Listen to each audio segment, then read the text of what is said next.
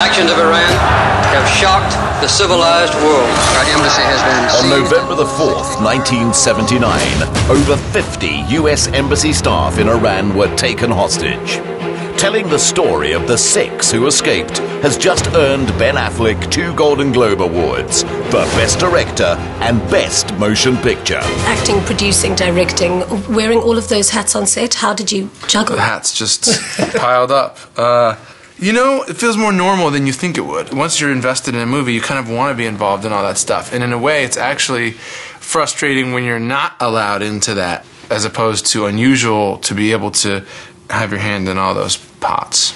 Is that a metaphor? So you played Tony Mendez in Argo, and I thought that was, as you said your name in the film, I was like, oh, that's my grandfather's name. So really? Already had a huge affection to the character. If everyone's grandfather was named Tony Mendez, we'd do even better at the box office. Exactly.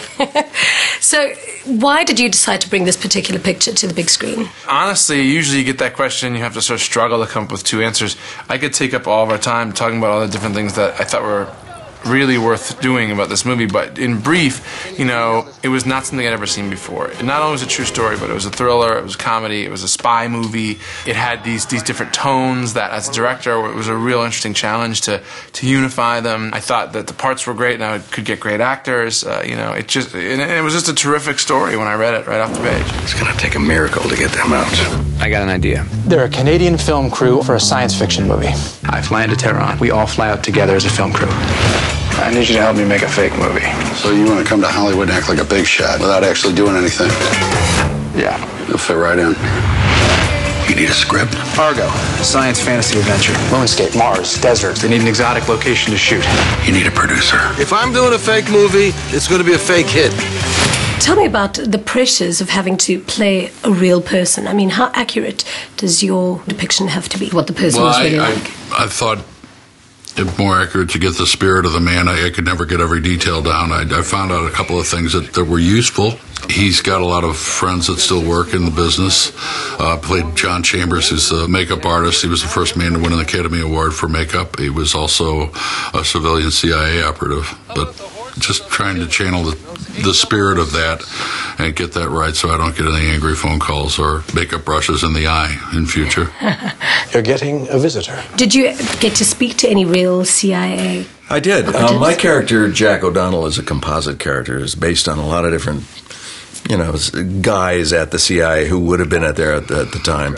And the truth is that it's such a large operation that Tony Mendez would have been talking to a multitude of people, handling him all around the clock, depending on when he was able to call in. But I think rightfully so, Chris Terrio wrote it as a composite character so that the audience can really focus in and listen and have one voice and one face when it cut back to the CIA, so we were clear on who was representing what and stay with the story. We're responsible for these people. I'm responsible. I can't imagine you really did get to shoot in Iran, so where did you film? No, Turkey, next door.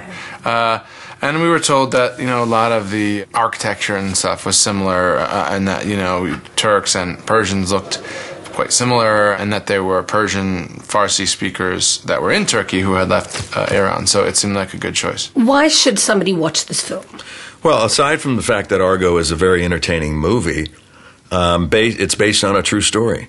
And I think the message that comes out of it is the sense of what is possible with cooperation, not only with countries like Canada and the United States being able to pull this mission off, but also with, you know, with other human beings. The mission was to try to save the lives of other people. That's a noble endeavor.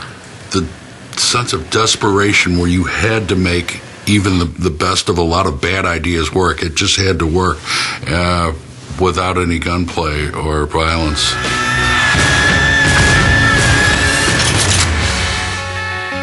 You really believe your little story is going to make a difference when there's a gun to our heads? I think my little story is the only thing between you and a gun to your head.